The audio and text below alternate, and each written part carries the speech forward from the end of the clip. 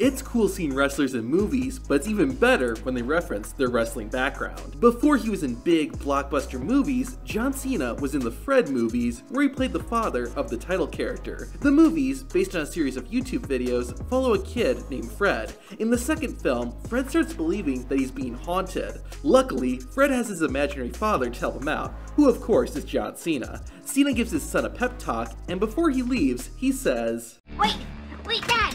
You can't see me! Yeah, I can. In the third Fred movie, Fred goes to summer camp, but it ends up being a living nightmare. Luckily, he finds a refrigerator, and guess who's inside? Dad Cena. Unfortunately, the camp is just too gross and disgusting for the 16-time world champion, and he pieces out, but not without saying, You can't see me! Thanks a lot, Dad. You've been a great help, and in case you can't tell, I'm being sarcastic. Hey, the Fred movie made the John Cena's invisible joke before it was a meme. Since he's been in so many movies, it's not surprising that The Rock has slipped in some of his legendary catchphrases. The Great One snuck one of them into his 2013 film, G.I. Joe Retaliation. Rock is the second in command of the G.I. Joe, and after completing a mission early in the movie, Rocky says this. All our men accounted for, not a single drop of blood. Which dances? Yes, sir. Another time The Rock brought a bit of his wrestling background to Hollywood was in the movie Be Cool. The People's Champion plays a bodyguard for a music promoter. However, The Rock's character's big dream is to, get this, be an actor, and he has one signature trick he can do. You know, I walk into a club, and I see a guy like you, and I say, he's got the look, but does he have the talent? Can he act? Watch this. Speaking of The Rock, years later, the most electrifying man in sports entertainment would star in the Fast and the Furious spin-off movie Hobbs and Shaw. Not only that, but Roman Reigns would also appear in the film. Roman plays The Rock's brother, and in the climax of the movie, they have to take down a small army with just their fists. This leads to a lot of action, and Roman Reigns throws in his signature WWE taunt. Santa's Sleigh is a horror movie that features Goldberg as an evil killer Santa Claus. It's alright, but one of the best parts is what the Master of the Jackhammer says at the very end. Who's next? Big Money Hustlers is a movie starring the Insane Clown Posse, both of whom are former WWE wrestlers. But that's not who I'm going to talk about. In the film, a streetwise detective named Sugar Bear is trying to take down a crime lord named Big Baby Sweets. In Sugar Bear's quest to bring Big Baby to justice, he finds himself in a wrestling ring with Mick Foley, who's in his Cactus Jack persona, or Cactus Sack as the movie calls him. Despite that, Foley says several of his iconic catchphrases from his different characters. Have a nice day. Damn, that's not my line anymore. Ow! Have mercy. God damn it. That's not it either. Baby! That's the line. Baby! Baby! Baby! Baby! 10 years later, the Insane Clown Posse starred in another movie called Big Money Rustlers. It was similar to the first, but with a western setting. Also like the previous movie, it features several wrestling stars, including the bad guy, Scott Hall. The WWE Hall of Famer plays Sign Guy, who keeps updating the town's population as people die throughout the film, which happens quite a bit. At the very end of the movie, Hall's the last man alive, and he says this. Look at me now. Look at me now. Last man in Mudbug. Numero uno, chico. So give it up for the bad guy.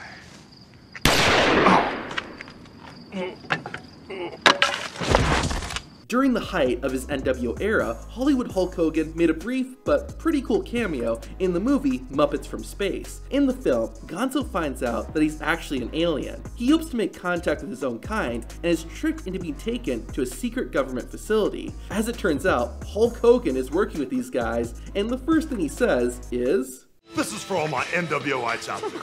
but the Hulkster still drops his most iconic catchphrase. Hollywood, what are your fans gonna think? Hey, what you gonna do?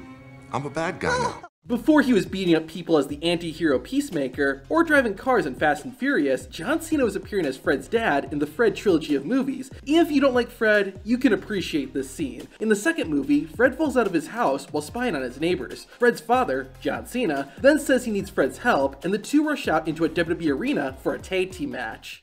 Now entering the arena, the reigning tag team champion, Fred Bigelhorn, and his father, Dad Bigelhorn. Not Not only do we get to hear John Cena's entrance music, but we also hear Gangrel and the Brood's theme song. Must face their deadliest opponents yet. The Masked Vampire, Mr. Devlin, and his undead partner,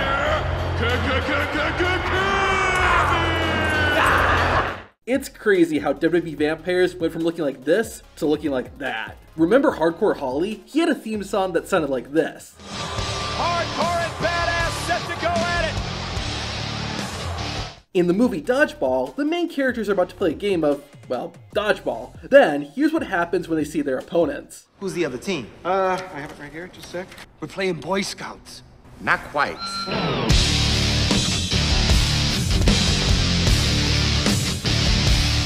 Well, this is one thing that Hardcore Holly and a group of little girls have in common. A WWE theme song randomly plays in the 2022 survival thriller movie, Fall. In the movie, the two main characters are driving when one of their phones starts ringing. If you didn't catch it, that's the theme song of the legendary Road Warriors.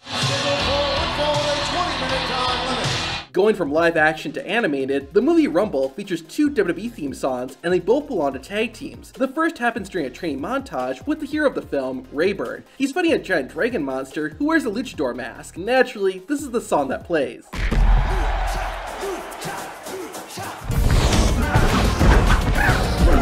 Yep, that's Sin Cara and Kalisto's entrance music. But that's not the only WWE song in the movie. Later on, the heroes stop their hometown stadium from being demolished, and here's what plays. Well, that was disappointing. What's the matter, boys? You show up, but no blow up. No red cups fell from the sky, unfortunately, but it's still pretty cool to hear this theme song. Evolution is a mystery and a movie that's about aliens invading the state of Arizona. Towards the end of the film, the government decides to evacuate the city where the aliens are and destroy it. A very fitting song plays in the following scene. That's the same song that Bubba Ray and Devon Dudley used to walk out to.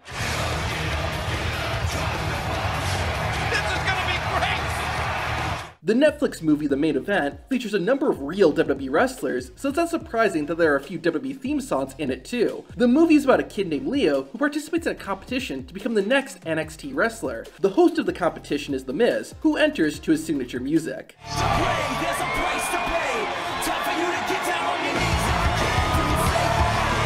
In the Main Event of the movie, Leo fights a giant named Samson, or as you might know him, Commander Aziz. Their match is a special guest referee who also happens to be a Celtic warrior. Keep it fair, keep it fair. Going back to animation, in 2014, WWE did a crossover with Scooby-Doo in a movie called The WrestleMania Mystery. Not only are there a ton of wrestlers, but there are also a lot of wrestling theme songs. First, during a WWE show, we hear Vince McMahon's iconic, or perhaps infamous, entrance music. No chance, so that's what you got. Welcome back. Excuse me, Mr. McMahon, they're called the WWE Universe. Later in the movie, Scooby-Doo and Shaggy get framed for stealing the WWE Championship. However, they get the opportunity to fight for their freedom in a match against this man.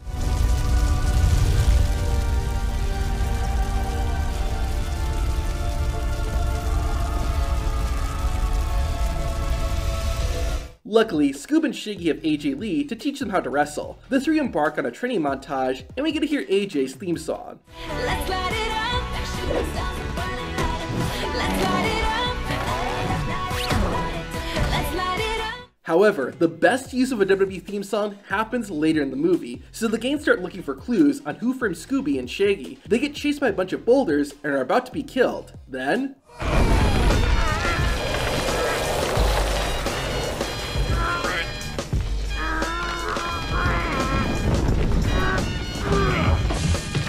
Hey, they call him Super Cena for a reason. 2 years after the first WWE and Scooby-Doo crossover, we got a sequel with even more wrestlers and more WWE theme songs, like Rusev's. I claim Demon Car for glory of Russia! And The Miz's.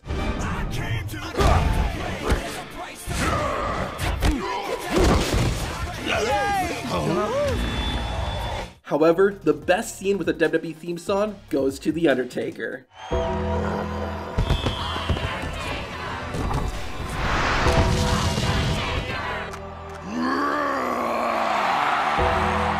you will rest in peace.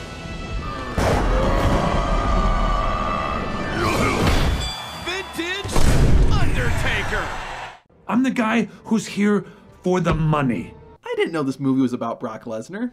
WWE Studios is back with their newest movie, Rumble. The film is about giant monsters who compete in wrestling matches. This makes it the perfect movie to be littered with WWE references, so let's go through every single one that appears in the film. The main character of Rumble, Winnie, has to travel to an underground wrestling league in order to find a monster to train. She starts looking for possible recruits and discovers a female monster named Axehammer. Take a listen and see if she sounds familiar. Come on, give me a challenge! Axehammer wants a challenge! You want some more of that? You want some more of the Axehammer? That's Becky Lynch voicing that fearsome monster. Lynch's character only appears in a couple of scenes, but she still manages to say her iconic nickname. You like that? Axehammer is the man! Becky isn't the only WWE wrestler that appears in the movie, but we'll get to that soon. At the same event, we meet another wrestler named Rayburn. Up to this point in the film, all the monster wrestling matches have been real fights. However, we see that Rayburn's match is actually kind of like a real WWE match. Rayburn and his opponent only pretend to fight each other, and they even talk in the ring to plan out what moves they're gonna do next. Okay, Clunk, let's end this with a bang. I'm gonna go for the Kazagiri chop, but you catch it and finish me off with a reverse clothesline. This is something real WWE wrestlers will actually do during their matches. The term for this is calling a spot. It's pretty cool that the filmmakers include this detail in the movie. After Rayburn's match, Winnie explains why she is there. Earlier in the movie, a monster named Tentacular turned his back on Winnie's hometown, Stoker, by insulting the city and the fans who live there. Winnie wants to get a new wrestler to represent Stoker, and this is what she says when she's explaining it to Rayburn. I can help you get that money. Tentacular turned heel and bailed. Heel is a wrestling term that means bad guy, which is exactly what Tentacular became when he left Stoker.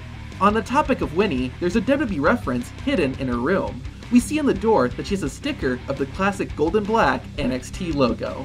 See, even she prefers the original over NXT 2.0. In another scene, Winnie is at a diner. The walls are filled with posters, and if you look closely, you'll find a cool WWE reference. One of the posters is advertising a wrestling match, and it includes the old SmackDown logo on it.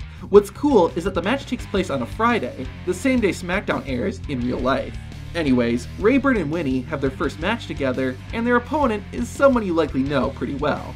That's alright, I love to laugh, that's me. Oh, I ain't laughing, but I will be when I pin your face in the dirt and I break your tail with my horns! Yep, the voice of Ramarilla is the head of the table, Roman Reigns. As the name suggests, Roman's character is a crazy wild ape. Like Reigns in real life, Ramarilla is a strong opponent, but Rayburn manages to defeat him after wearing the ape monster down. What's also awesome is that during the credits, we see Roman Reigns and Becky Lynch's characters dancing in the ring. Getting back to the movie, Rayburn continues to move up the ranks by fighting various opponents. This leads to him fighting a dragon who wrestles similar to a luchador. Listen to what music is playing during this match.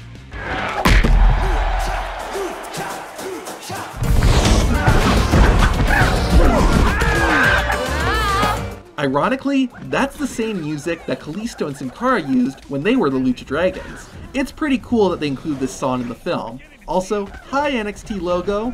Another WWE theme song can be heard later in the movie. Right before Tentacular blows up the Stoker Wrestling Stadium, this happens. Well, that was disappointing. What's the matter, boys? It's very satisfying hearing the Street Profits music in a movie. Then, just moments after that, Winnie channels her inner rock. Yeah, and we're here to challenge you, you big jabroni. Jabroni? You heard her. I'm calling you out, Spectacular. Here's another scene in the movie. See if this sounds familiar. Just listen to this crowd. Boy, this is special. I could be wrong, but this sounds very similar to Goldberg's iconic chant.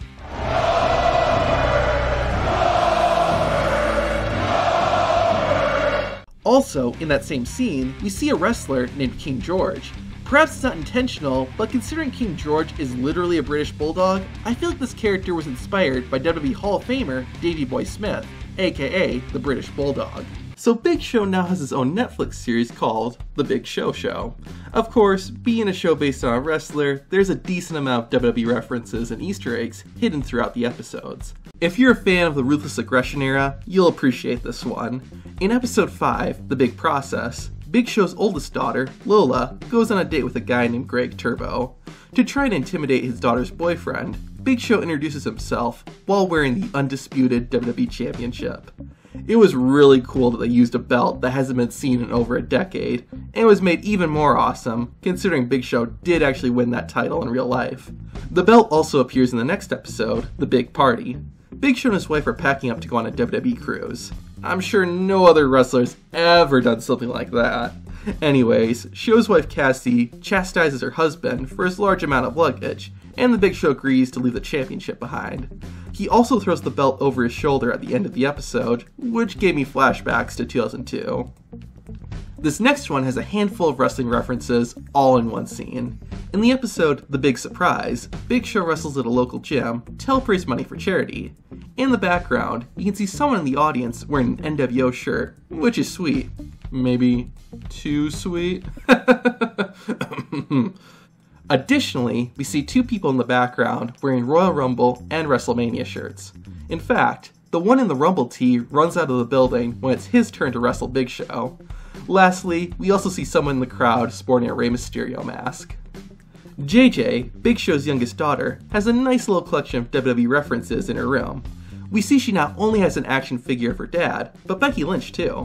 Also, this figure down here looks suspiciously like Charlotte Flair. On top of that, she also has a mini Universal Championship belt. Man, wouldn't that be funny if a kid won a WWE Championship? Like that would ever happen. Oh no. These next few aren't quite references, but I wanted to mention them. When Big Show and Cassie arrive on the WWE cruise, several wrestlers make an appearance. The first is Mark Henry, who ends up enjoying a massage with the world's largest athlete later in the episode. Then, Mick Foley and Rikishi show up, and the three Hall of Famers decide to chow down on Big Show's seafood. Later on, Big Show and his wife get into an argument, and the Giant's friends console him. They come up with a plan to reunite Big Show and Cassie, which involves Foley, Henry, and Rikishi coming out and singing "I Want It That Way." To see John Cena kill a man with an attitude adjustment, watch the video on screen.